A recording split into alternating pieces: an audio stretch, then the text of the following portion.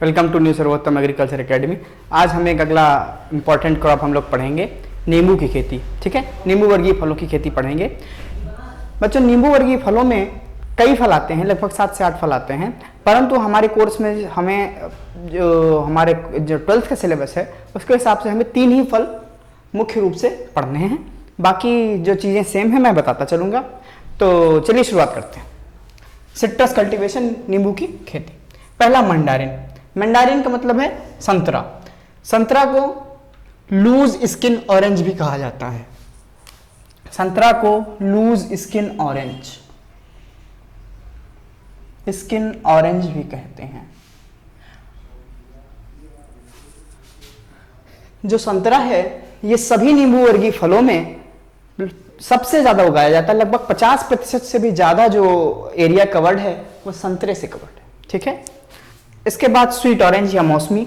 मौसमी को tight skin orange भी कहा जाता है। Tight skin orange, tight skin orange. Lemon, lemon citrus lemon. ठीक है, और भी इसमें फल है, प्लूमेलो है, सिट्रॉन है, ग्रेप फ्रूट है, जिसे चकोतरा कहते हैं। ऐसे ऐसे करके फल हैं, परंतु हमें जो मुख्य रूप से पढ़ने हैं, हमें 3 ही फल पढ़ने हैं। चलिए, फैमिली कुल इसका क्या है, रुटेसी। जो इसका क्रोमोसोम नंबर है 18 है। उत्पत्ति स्थान चीन। इसका उत्पत्ति स्थान चीन है, परंतु लेमन का उत्पत्ति स्थान क्या कहा जाता है, साउथ ईस्ट एशिया। ठीक है बच्चों, आपको याद रखना। प्रोपगेशन मुख्यतः टी बडिंग द्वारा होता है। बीज से भी हो सकता है इसका प्रवर्धन, और इसके बीजों में डॉर्मेंसी नहीं पाई जाती, इसलिए क्या कर सकते हैं, इसके डायरेक्ट प्लांट कर सकते हैं। परंतु जो सक्सेसफुल व्यापारिक विधि है वो टी बडिंग है, और लेमन में हम एयर लेयरिंग का इस्तेमाल करते हैं। ठीक है, टाइप ऑफ फ्रूट क्या है, हेस्पेरिडियम है, और इसका खाए जाने वाला भाग क्या है, वो है जूसी हेयर्स। एक बार इसके हम लोग वैज्ञानिक नाम देख लेते हैं। Mandarin citrus reticulata, sweet orange citrus sinensis, lemon citrus lemon. अंतरण 6 × 6 मीटर। अगर हम अति सघन बागवानी कर रहे हैं तो हम 1.8 × 1.8 पर भी इसको लगा सकते हैं। वैसे अंतरण, सामान्य अंतरण क्या है, 6 × 6 मीटर। चलिए अब आगे बढ़ते हैं। मूल ग्रंथ। इसमें जो प्रमुख मूल ग्रंथ प्रयोग किए जाते हैं वो है रंगपुर लाइम, जो कि संतरे में प्रयोग किया जाता है। एक रफ लेमन है, वो भी प्रयोग किया जाता है संतरे में ही। रंगपुर लाइम संतरा और मौसमी दोनों में प्रयोग होता है। इसके बाद करण खट्टा। करण खट्टा लेमन का मूल ग्रंथ है। ठीक है बच्चों, चलिए अब बात करते हैं मोनो एम्ब्रियोनी। आपको जैसे कि पता होगा कि आम में कई फलों में पॉली एम्ब्रियोनी की दशा पाई जाती है। इसका मतलब है कि एक ही फल में कई बीज पाए जाना। तो आप जैसे कि जानते होंगे, आपने देखा भी होगा कि नींबू के फलों में कई बीज पाए जाते हैं, पॉली एम्ब्रियोनी कंडीशन होती है। लेकिन एक सिट्रॉन एक फ्रूट है जिसमें क्या है, मोनो एम्ब्रियोनिक कंडीशन होती है। ठीक है, अब हम बात करते हैं प्रजातियों की। प्रजातियां, संतरे की प्रमुख प्रजातियां नागपुर संतरा, काशी मंडारिन, किन्नो और कुर्ग। ठीक है, अब हम किन्नो के बारे में कुछ जानेंगे। किन्नो जो है, चलिए इसको इतना रफ कर देते हैं।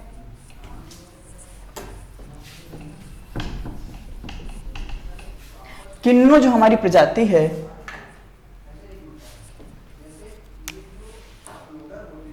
किन्नो प्रजाति को, किन्नो जो है किंग गुड़े विल्लो लीफ का क्रॉस है। किंग गुड़े विल्लो का क्रॉस है। इसको HB फास्ट ने, डॉक्टर HB फास्ट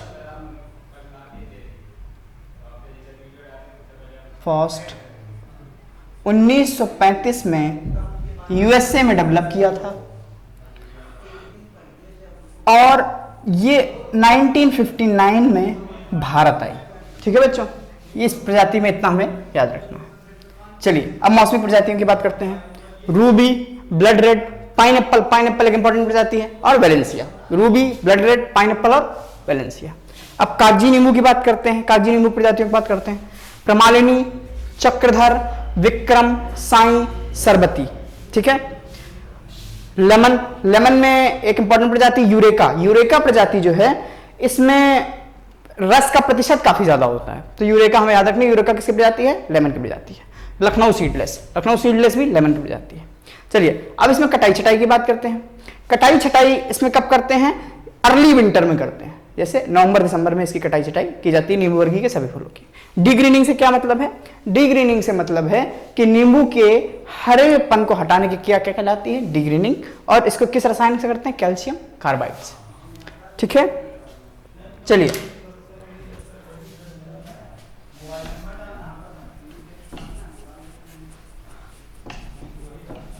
अब नींबू में एक दो बातें हमें और जाननी है कि नींबू जो है, नींबू की एनआरसी कहां पर है?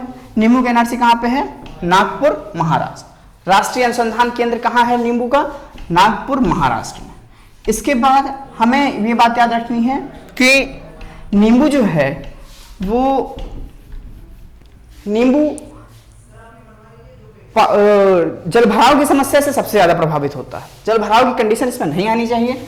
और नींबू में माइक्रोन्यूट्रिएंट की जो कंडीशन है, माइक्रोन्यूट्रिएंट्स बहुत ज्यादा इसकी क्वालिटी में रोल प्ले करते हैं। और एडिबल पार्ट, जैसे कि मैंने आपको बताया था कि इसका क्या होता है, सारा श्रोम होते हैं, तो इसके माइक्रोन्यूट्रिएंट्स जो हैं वो बहुत इसके क्वालिटी में रोल प्ले करते हैं। अभी जब मैं आपको कारकी विकार पढ़ाऊंगा तो उसमें बताऊंगा कि कितने ही कारकी विकार हैं जो कि नींबू में होते हैं माइक्रोन्यूट्रिएंट की कमी से। ठीक है, चलिए इसके बाद हम बात करते हैं रोगों की।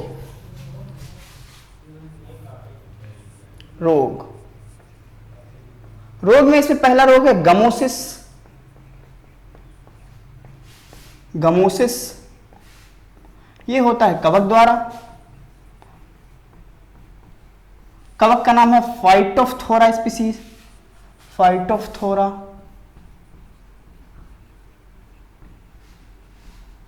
इसके कंट्रोल के लिए क्या करेंगे? इसमें क्या होता है कि गम निकलने लगता है। ठीक है, पेड़ से, और पेड़ से में क्या होता है, हमारे गम निकलने लगता है और अंततः क्या होता है, पौधे की क्वालिटी खराब हो जाती है और वो प्रवर्धन, वो उत्पादन नहीं दे पाता। तो कंट्रोल इसका क्या है? मेटलैक्सिल का छिड़काव, कवकनाशी है। ये ऊमाइस्टीज ग्रुप का कवक है, तो इसका रोकथाम किससे कर सकते हैं? इसका रोकथाम हम कर सकते हैं मेटलैक्सिल के छिड़काव से। अगला है कैंकर। अगला रोग है citrus canker. Citrus canker, canker में क्या होता है, जो हमारे सेंट्रल शूट है, उसमें क्या होता है, बीच में सड़न पैदा हो जाती है। ठीक है, बीच से पूरा वो सड़ जाता है। ठीक है, जैसे ये पूरे हमारा मेन वृक्ष है तो बीच में पूरा सड़ जाएगा। ठीक है, ये किससे होता है? जीवाणु से। जीवाणु का नाम है ज़ैंथोमोनास सिट्राई। ठीक है, ज़ैंथोमोनास सिट्राई। इसके बाद ट्रिस्टेजा। अगला रोग है ट्रिस्टेजा। ट्रिस्टेजा किससे होता है? वायरस द्वारा। ये जो रोग है, ये जो कैंकर रोग है, ये लीफ माइनर फैलाता है। ऐसा देखा गया है कि लीफ माइनर भी इसको फैलाता है। अगला है ट्रिस्टेजा, वायरस जनित रोग है। और अच्छा, जीवाणु जनित रोग है, इसका कंट्रोल क्या होगा? स्टेप्टोसाइक्लिन का छिड़काव। अब देखते हैं ट्रिस्टेजा वायरस द्वारा होता है। ये एफिड द्वारा फैलता है, माहू द्वारा फैलता है। इसके बाद है ग्रीनिंग, हरे रंग का चला जाना।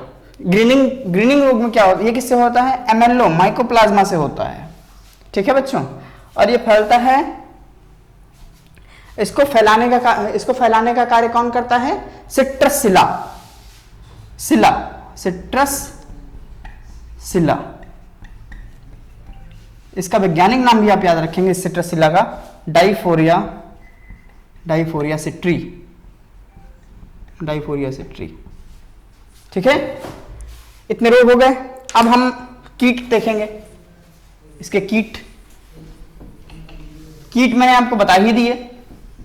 जो रोग फैला रहे हैं वो एक तो कीट हो जाएंगे, और देखते हैं कौन सा कीट हो सकता है। कीट एफिड यानी माहू, पहला माहू,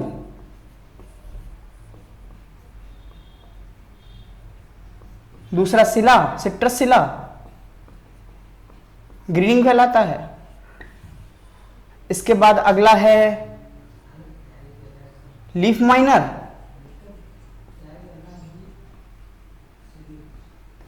अगला है लेमन बटरफ्लाई। बच्चों लेमन बटरफ्लाई का आपको नाम याद रखना है, वैज्ञानिक नाम याद रखना है पेपिलियो डिमोलियस,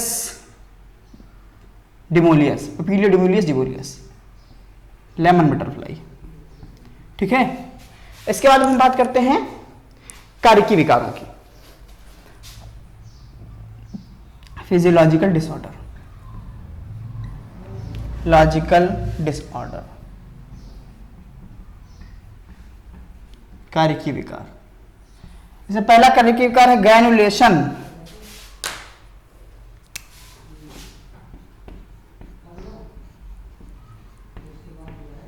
ग्रैनुलेशन, सरस्रोमों का सूख जाना। ग्रैनुलेशन का अर्थ है सरस्रोमों का सूख जाना, यह अधिक तापमान के कारण होता है। नंबर 2 एक्जेंथमा, एक्जेंथमा ये कॉपर की कमी से होता है। एक्जेंथमा किससे होता है? कॉपर की कमी। इसका दूसरा नाम क्या है? डाईबैक। डाईबैक का अर्थ है जो पौधा है वो नीचे से ऊपर नहीं सूखता, ऊपर से नीचे की तरफ सूखता है। ठीक है बच्चों, अगला है लीफ मॉटलिंग।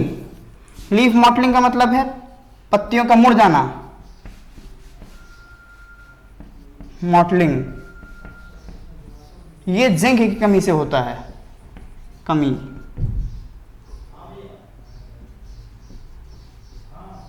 कॉपर, कॉपर की कमी और कहीं कहीं मिलता है। यदि मॉलिब्डेनम की अधिकता हो जाए तो भी ये रोग हो जाता है। ठीक है बच्चों, तो नींबू में इतना ही, और इस वीडियो में भी मैं आपसे 5 सवाल पूछूंगा जिसके आपको जवाब बताने हैं। पहला, प्रतिशत के अनुसार सर्वाधिक गूदा आम की किस प्रजाति में होता है? नंबर दूसरा सवाल यह है, काली पत्ती, पीली पत्ती और क्रिकेट बॉल किसकी प्रजातियां हैं? नंबर तीसरा सवाल कि चीकू की एनआरसी कहां है? नंबर चौथा सवाल यह है कि खिरनी किसका मूल ग्रंथ है? नंबर 5वां सवाल यह है कि आपको बताना है कि कौन से ऐसे हमारे फल हैं जो कि शाकीय प्रकृति के हैं। ठीक है, धन्यवाद।